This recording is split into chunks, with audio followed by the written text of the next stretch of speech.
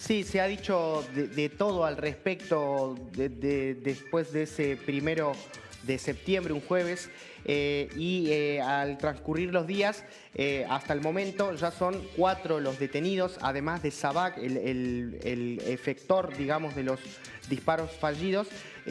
Apareció también Brenda Uliarte, quien fuera expareja, también vinculada con este negocio que tenían ellos de vender los copitos de nieve.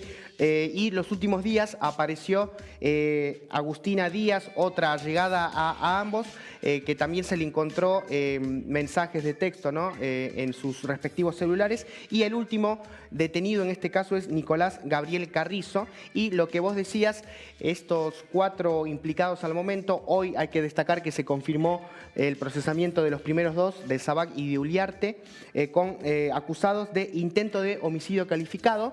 Y todo da cuenta en los últimos días, en las últimas horas, que hay vínculos con organizaciones de ultraderecha. Después podremos ver qué tipo de sofisticación hay detrás de todo esto, pero no sería lo que se pensaba en los primeros días, ¿no? Sí, exactamente. Y bueno, y para conocer, para meternos un poco más en lo que fue pasando en estos días, en la causa por el intento de magnicidio contra Cristina Fernández de Kirchner, es que estamos en comunicación con Julián Pilati, periodista de ARG Medios. Hola, Juli, ¿cómo estás? Buenas noches a todos. ¿Cómo No lo están, estamos colegas? escuchando. A ver ahora si tenemos... Hola, Juli, ¿nos escuchás?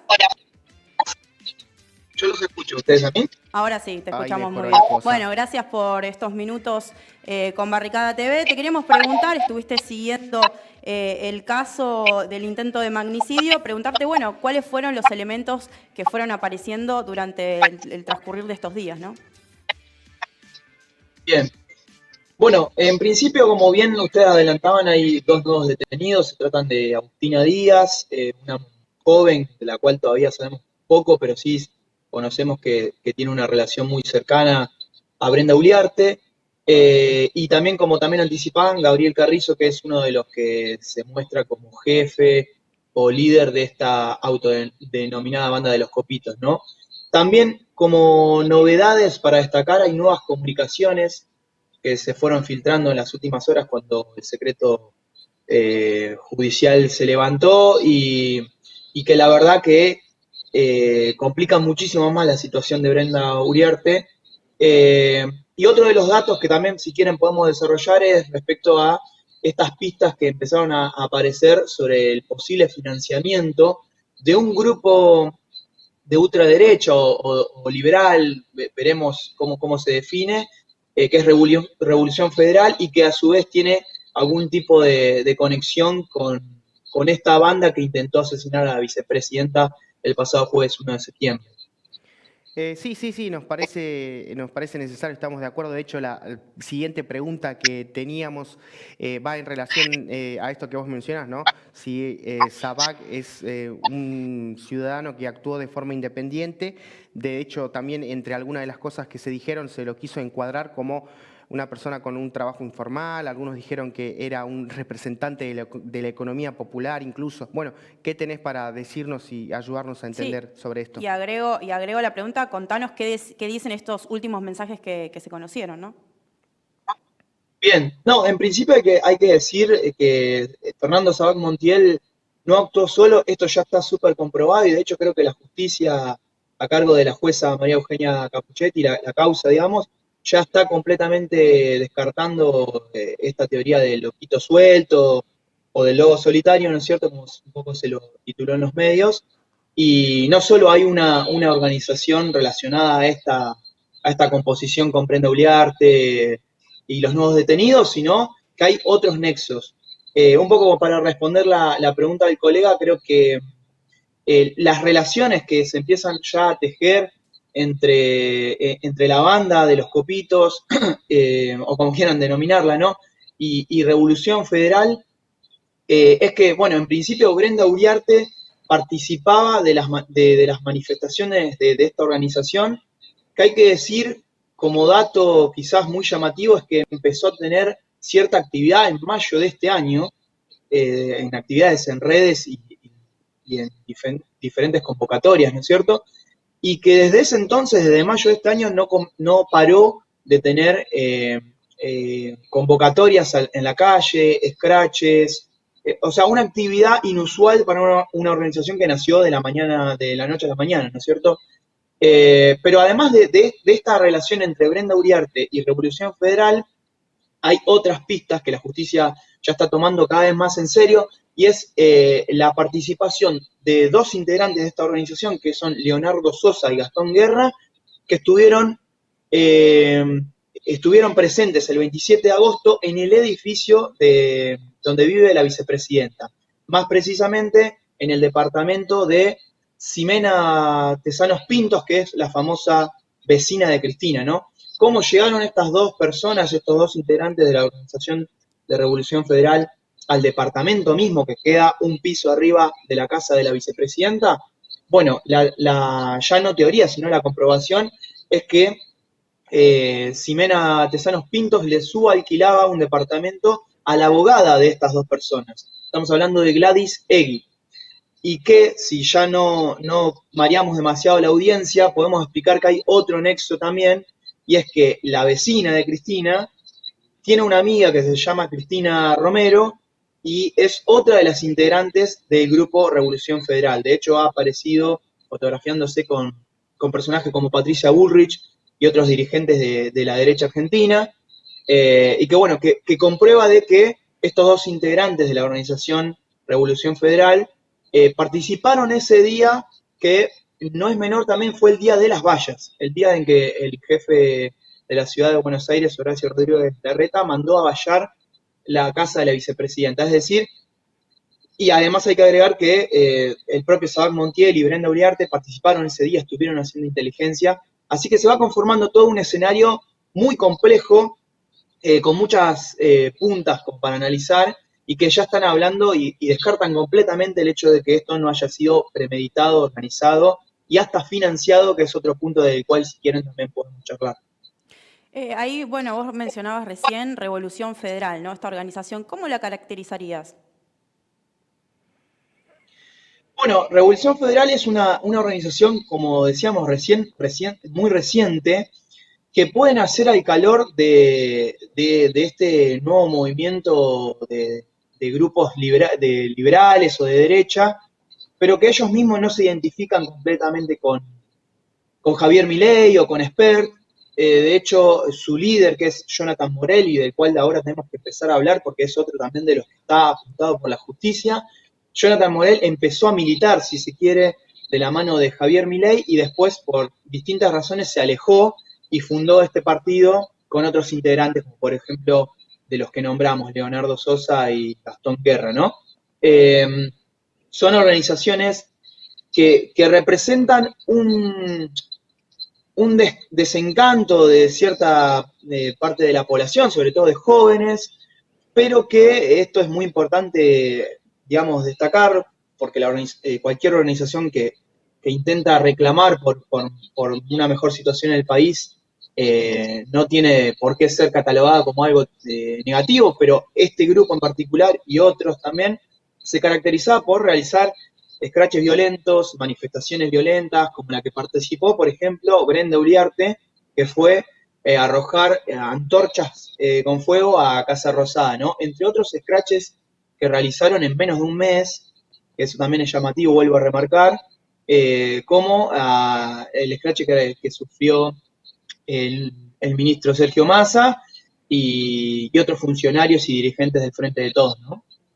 Bien, Julián, importante esto que dijiste un poco al pasar, ¿no? Es una línea muy fina entre repudiar este tipo de acciones y, bueno, y que se pida de alguna forma, ¿no? La persecución a cualquier organización popular. Dicho esto, queremos ahora que nos digas cuáles serían las vías para, digamos, profundizar en cuanto a la financiación, al financiamiento de estas organizaciones.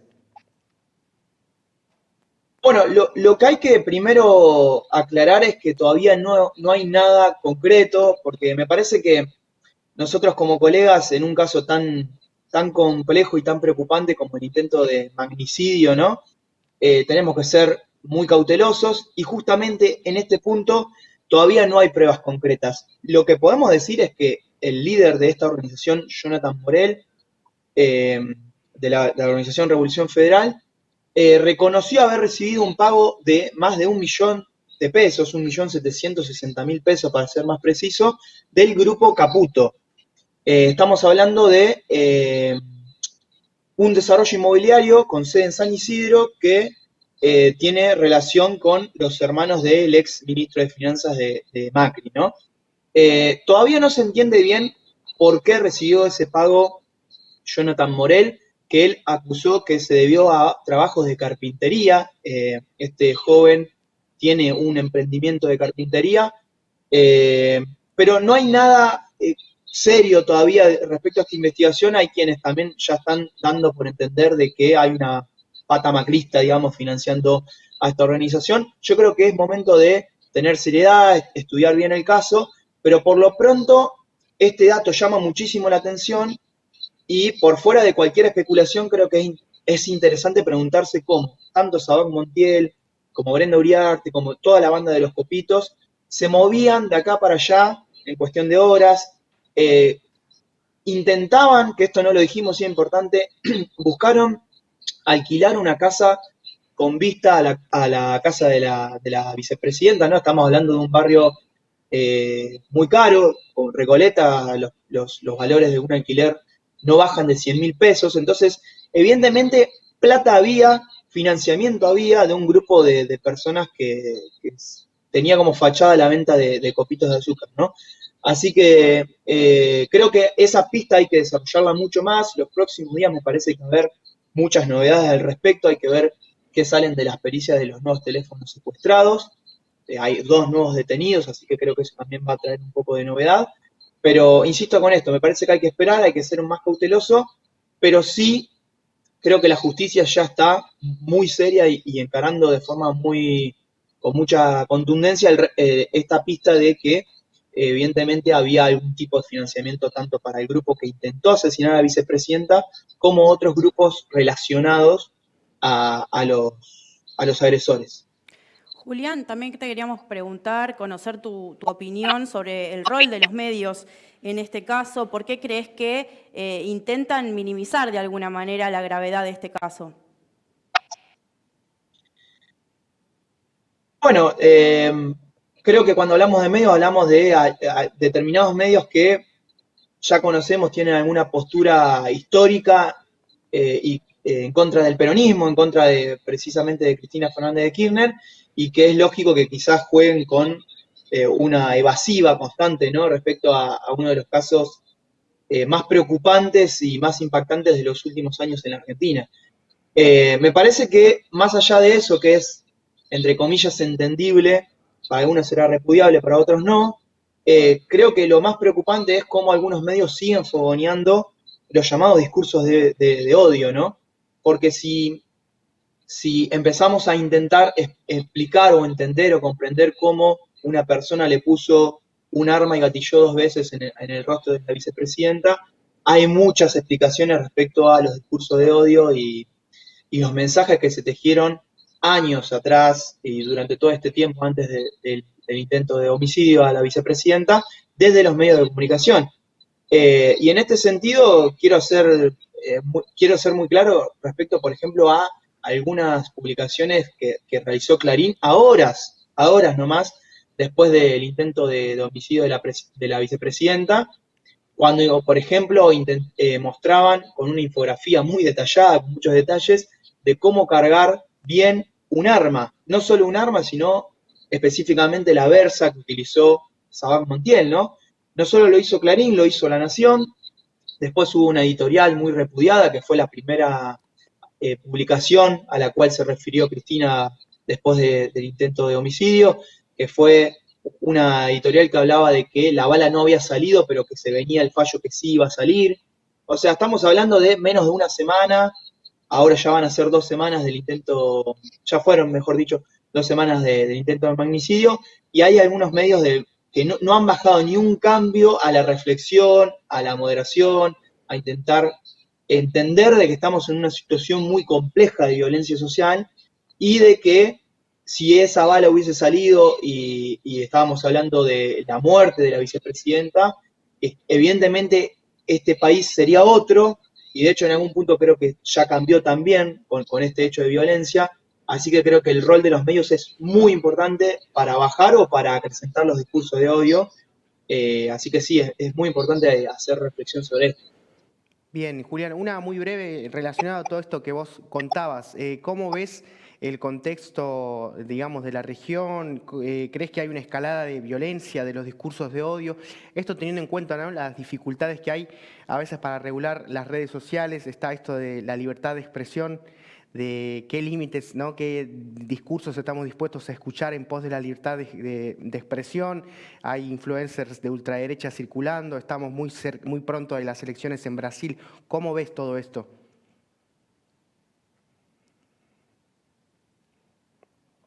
A ver, Julián, no te estamos ¿Se escuchando. escucha? Ahora Sí, sí, ahora sí. ahora sí. Bueno, no, decía que es muy buena la pregunta porque me parece que para comprender lo que sucedió en Argentina es urgente comprender también lo que sucede en la región y quizás en el mundo también con el auge de nuevas derechas.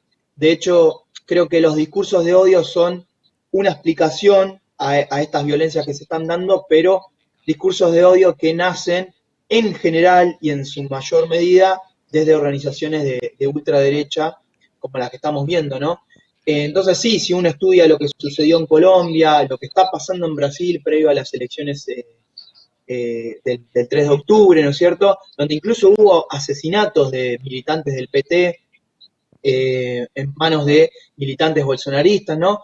Estamos hablando de que esto es regional y sí, me parece muy, muy importante que ya volviendo a la Argentina, debamos en algún momento tocar seriamente cuáles son los límites de la libertad de expresión.